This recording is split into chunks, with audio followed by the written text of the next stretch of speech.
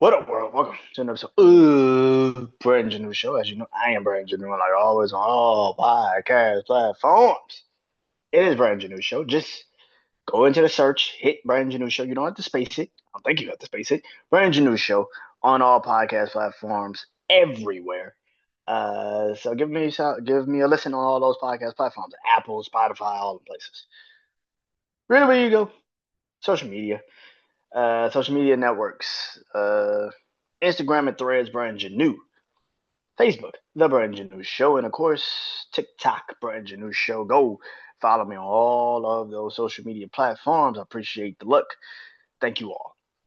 Really, where you and truly where you really can go and really help me out tremendously is subscribing to my YouTube channel, Brand Janeau Show. YouTube channel, Brand Janeau Show.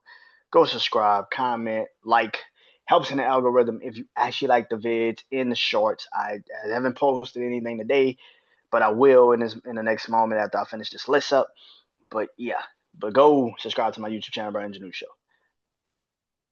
All right, now let's get it. Hey. So tonight is, like I said, it's a top 10 list. I started this last week. I'm doing it again tonight. I've been doing the 90s, 2000s, and the 2010s with music. Music, I'm getting closer to the 2010s in the music sense. When it comes to that, sports, I just started the 2000s with sports, and now I'm in the 90s with my wrestling podcast, Wrestling Life. And tonight I am doing another top 10 list on my top 10 90s wrestling. This episode is just strictly on my tag teams of the 90s. So, yeah, so let's get into it, man. This is my tag teams of the 90s. If you don't know how to do my list, or if you do, here's a reminder. My top 10 list. This is how I do it. I go from 10 to 1.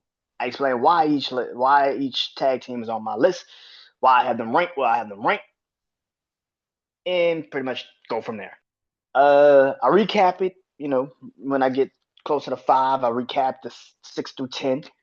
And then by the end of it, I recap everything and tell everybody why I put them there. If you do not like my opinion of this list, once this comes out, if you do not like my opinion on this list, I need you to understand something. Listen to me. If it's not a positive opinion, if you sitting there and say, I would have had this, that's you, not me. I don't give a fuck. I can't believe you didn't put such and such.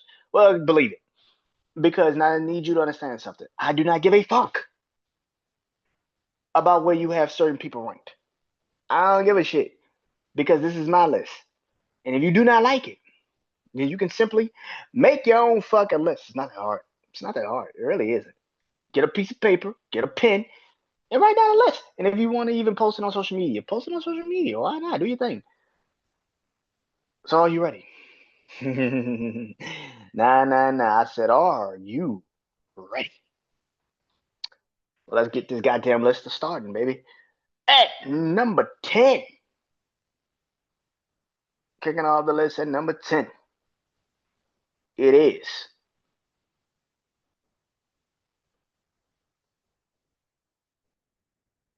Edge and Christian. I can't believe he put Edge and Christian at number 10. Here's the reason why I put Edge and Christian. They're not really even on my list, but I'm going to put them at number 10. I didn't write their names down, but I put them at 10. The reason why I put Edge and Christian at number 10 is because I really don't feel like they really got started until like the 2000s. Like, they were okay. They were with Gangrel, and with the Brood. They were awesome. But like they weren't really like that tag team until like the 2000s. When they really took off in the 2000s with the TLC matches, the rivalry with the Hardys, which was kind of in the 90s, which was like 99. But yeah, man, but the Edge and Christian really didn't take off until the 2000s. So when people sit here and say, "Oh man, Edge and Christian should be higher," no, they shouldn't, because the 2000s is when they really took off. They didn't really start winning tag team championships until the 2000s. So yeah, but they're at number 10. So be goddamn grateful that they're at number 10. And number 9, I got DX. Now, I'm talking about Triple H's Shawn, not DX. Like I got Triple H's Shawn. Formed in the 90s, Triple H and Shawn Michaels. Now a lot of people can sit there and say, well, they technically weren't really a tag team into the 2000s. Yeah, true. But DX even in the 90s was still an impactful group. You had Triple H who won the Intercontinental title a couple times in DX. You had Shawn who was the European WWE champion, all this other shit in the 90s. Even Triple H won King of the Ring in the 90s. Like, and then people said that, well, they were technically not together, but they were still kind of together. They weren't just on screen yet. But DX, when they get on screen, were just as great when they were on screen. I mean, yeah, like I said, the 2000s DX was more accomplished than the DX in the 90s together, but there still was a great team. So, yeah, I got DX at number 9. Number 8, it is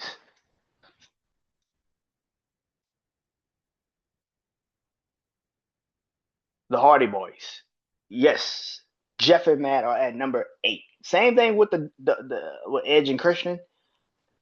They really didn't get going until the 2000s. Like they didn't really start that run until like 99, 2000. Like they didn't really get going until like 99, 2000. So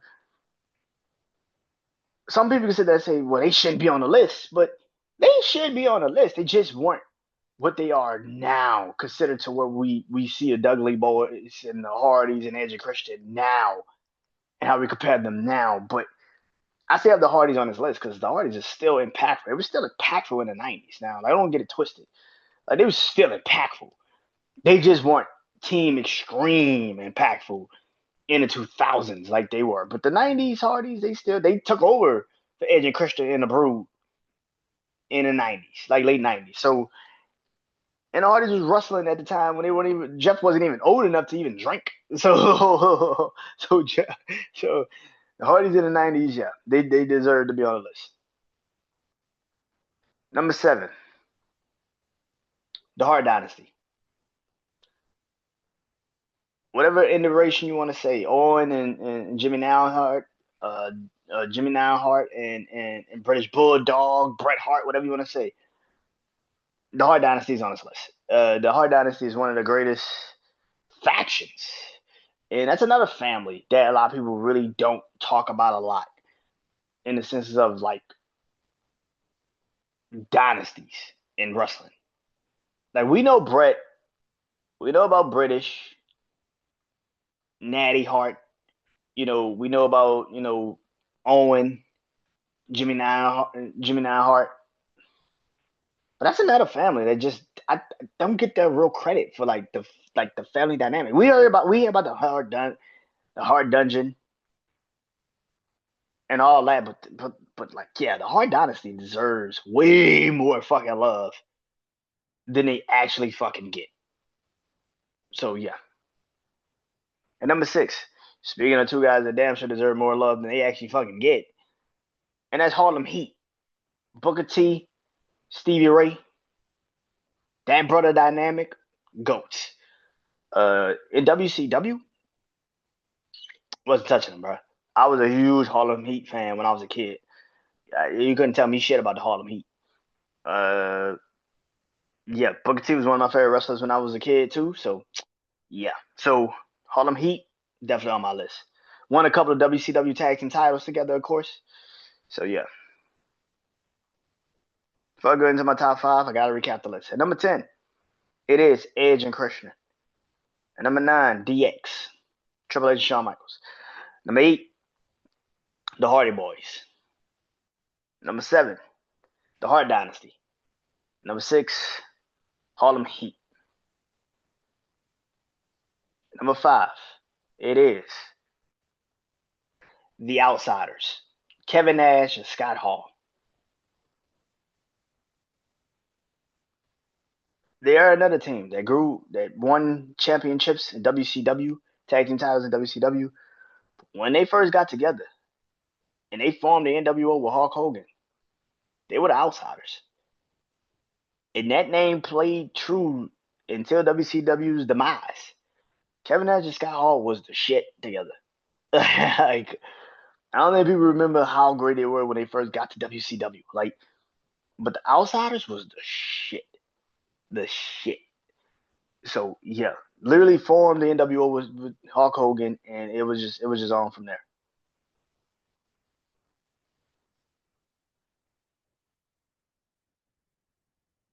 Number four, the Rock and Sock Connection. Now, I know people are gonna sit there and say, "How dare you put the Rock and Sock Connection in not only on the list but in the top five?" Because again, it's my fucking list, and I don't give a shit what you say. The Rock and Mick Foley together was goaded. Fuck you talking about? The Rock and Mick Foley together was goaded. Comedy fucking gold. I mean, This Is Your Life by Mick Foley is still one of the funniest fucking things you've ever seen on TV. But yeah, man, The Rock and on top of that, they were already accomplished by themselves. And then so when they came together for that little time period of wrestling,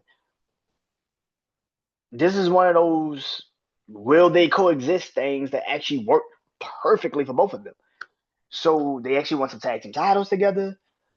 They really had nothing going on because the main event scene was pretty much Stone Cold and Kane and Undertaker and all these other people. So they really didn't have anything going on. So they pretty just much just put them together and did a team after they literally beat the shit out of each other since the 90s. But but the Rocket Sock Connection, a lot of people say also, well, this is more 2000s. Nah, it was really 90s. It was really late 90s. But yeah, the Rocket Sock Connection is definitely on the list.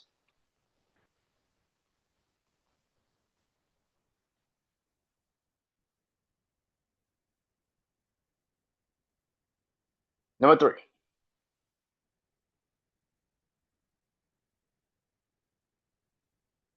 the LOD. If you know who LOD is, you know what the fuck I'm talking about. And that's Animal and Hawk. Now they probably weren't the Road Warriors like they were in the 80s, but they were still dominant, motherfucker. Don't get it twisted. That fucking theme music, by the way, still some of the best theme music in wrestling history. People would never give it its proper respect, its proper claim, but when the LOD came out, man, what a rush. Oh shit, man. Oh motherfucker you. When they popped up at WrestleMania 14, oh my god. Yeah, man. Yeah, man. LOD, man. And number two, the Dudley Boys. Come on, you know the Dudley Boys are gonna be on this list at some point. Now, tell some people that said, why are they so high? Because they were great in the 90s, motherfucker. That's why they were so fucking high. I don't think people understand how great the Dudleys were. Like, they were dominant in ECW, and then when they moved to WWE in the late 90s, they were still fucking dominant, bro. Like, they were over wherever they went. Still to this day, whatever company they go to, they're still fucking over. Yeah, but the Dudley Boys is the shit, bro. The Dudley Boys are the shit. Still to this day, one of the greatest tag teams to ever live. But at number one. Oh, you didn't know?